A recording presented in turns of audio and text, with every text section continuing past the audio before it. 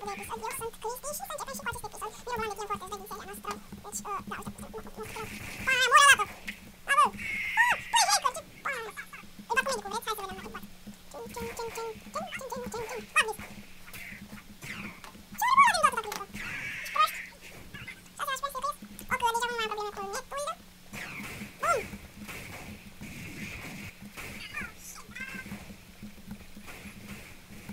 Oh, m-a luat pe la bă, ăsta e prost, sau ce?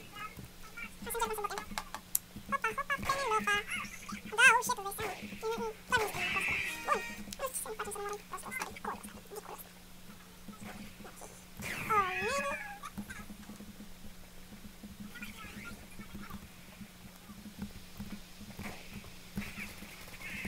N-am păcălit pe nicio, nu?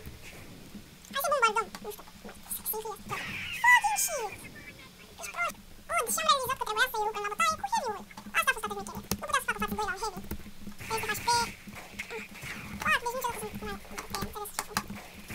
Deci trebuie să facem ceva urgent de settings, pardon. Și aici, de la multiplayer, nu multiplayer, mouse. Și pe aici, mă enervează prea mult ăia. Bă, cum mă iau bă ăștia așa, ești proști? The fuck was this? Bă, un angoiță. Bă, iarăși, fugi, eu zic să fugi, fugi. Da, what the fuck, m-a bătut cu seringi ăla, bă. Stai să ne schimbăm și noi, the best, ăsta ce căcam. Natasha, seamă că mă bună, Natasha, face treaba mai bună. Dă și iarăt, mai frumos cu care prostie. O, da? O, așa vă place vouă.